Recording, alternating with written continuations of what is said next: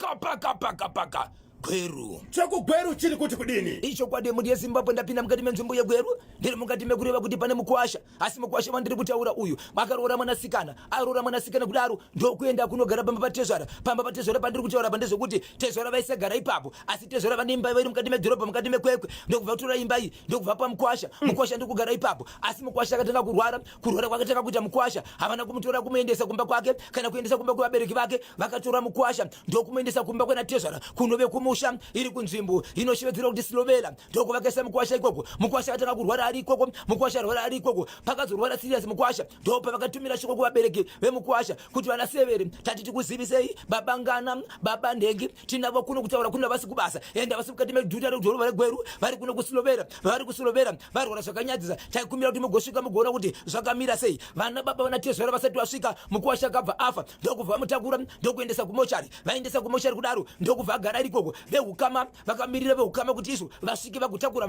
mukwasha nekutora kuti izvo zvingazofambiswa sei nekuti haisi hama yavo nekuti uyu mukwasha muri yeZimbabwe pakasvika natezvara pamwechete nevamwe vose vakagara pasi nekutanga kuudzana kuti zvakamira sei. Hapana kana nhoroondo yavakataura vari mukati mekutaura pamusoro pemukwasha. Asi nyaya vaishevedzera ndeyekuti tinonamata tiri maKristu. Chatinoziva ndechekuti rufu harufani kutyisa, rufu haruvhundutsi nekuti mukati meivhangeri shoko yaMwari mukati meBhaibheri zvakataura kuti munhu akazvarwa nemwanakomana waMwari akazvarwa nemufananidzo waMwari anochava seruva uyezve achafa. Saka kufa kwaita mukwashako inguva chete asi zvinongorwadza kuhama dzake imimi asi inguva yakatofa ngativigei. Hey, ndiani aidaro uyu? Vanatezvara. Vanatezvara. Vanatezvara. Huh? Vanatezvara vakati tagara kuno kwatiri kuno kwakusi kwedu kuno. Regai tiite sei? Tivige munhu. Ndokubva ende munhu akabva avigwa kumusha kwanatezvara ikoko. Right. Avigwa kumusha kwanatezvara kwamhuri yeZimbabwe. Zuva iroro pamba ipapo hapana kiti. Pakabva patanga kuchema kiti. Ichipinda mukati mevanhu, vanhu vachitiza kiti. Ichipinda mukati mevanhu, nguva yakaendeswa munhu kumakuva, nguva yakanzi mufundisi ari kuparidza kuda kuperekedza mufi kuti afambe zvakanaka neivhangeri shoko yaMwari. Kiti yakachema ikanyaudza ikaita loud ikaenda pamusoro yaitochema zvaitokonesa kuti vanhu vateerere ivhangeri. Asi kiti iyi yakasvika pakuita kudonhera muguva yega zvokuti muguva imomo kofini isati yapinda kiti yakadonhera imomo vanhu vakatanga kusvika kupinda kutora kiti vaibudise panze zvikanzi kana muchisvika kudaro toregera iri kiti iri mukati toisa kofini iri imomo yobva yafirawo imomo kusvikira vamwe vanhu vaita chivinji vanasahwira zvikanzi pindai vanasahwira kusvika vataura kuti izvo hatizivi zvinobuda kati chapinda muguva dzimwere dzenguva pamwe kiti chatiruma tiri kukumbira mutipe mbudzi dzirwanira nhatu tibuditse kiti vapiwa mbudzi nhatu ndopa vakapinda vatora chitanda kiti ikanamira ndokuibudisa kunze. Yabudisa kunze kudaro yairamba kutiza kubva munhu asati avigwa yakachema ikachema kutaura kune kwandiri kuita 14 days kiti chese ichingochema ndo pakazofamba vari mukati mekufamba ndokubva wadza kuti yeye regai ndikuudzei mukwasha ane shungu handizivi shungu dzainadzo chikonzero pakugara kwenyu kwamaita naye ane shungu dzainadzo asi mukabvunza mukadzi wenyu mukadzi wake achakudzai pamusoro peshungu dzine murume wake. Mukadzi akabvunzwa akaramba vachibva vazodzwa nemubatsiri kuti regai ndikuudzei nyaya iri panapa inetse kiti inogona kufa chinogona kuitora ikafa asi regai ndikuudzei kuti kiti iyi ndikangoiuraya chete pandinoiuraya akaita zvinhu izvi anobva atofawo zvakare. 10 oro chiwiri binifo vakachiwemba kiminikasha Mukwasha anga ari kumba kwananatezvara ichokwadi achibva arwara achibva afira ikoko. Vanatezvara nevakwasha vakawirirana kuti aiwa mukwasha wedu ngavigwe kuno. Ndo pakazowanikwa kiti afa kudaro kiti kanopinda muguva ichibva yazobudiswa muguva.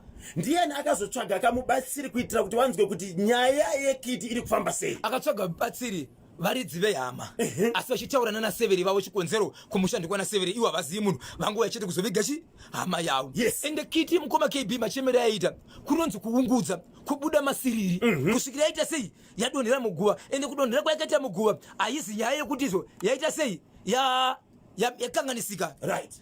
Asi yakuti yada kudonhera muguva inyaya yekutochema zvokuti kana munhu achichema mukashaya anobata anogona kuzvipinzikana mumoto which means yaitosiririka ichidonha masiriri ichichema ikasvika chiro pane chimuti ichimaramara ichisimudza mavhu mudenga kusvika yadonhera mukati. Asi mubatsiri ndokutaura kuti izvo kiti yamuri kurega panayo musingatsvaki kiti iyi mukaona iri panapa ndikada kuiuraya hairegere kufa inofa tinacho zvinogona kuti ite ife. Yes. Asi pari kungofa kiti iyi kana paine akazviita pano ari kufa. Hey. Kana musina kuuraya kiti iyi ndaona kiti iyi wayangomara chete kana kuti wayaruma chete ndaona pafanira nosvika kuma 6 vachifa kukonzerwa nekiti saka amina kuti muchasarudza zvipi muda kuti iurayiwe here kiti kana kuti noti ikaurawa ine munhu wani ari kufa akakonzeresa kana musina kuiuraya ichaurayiwa nanosvika kuma6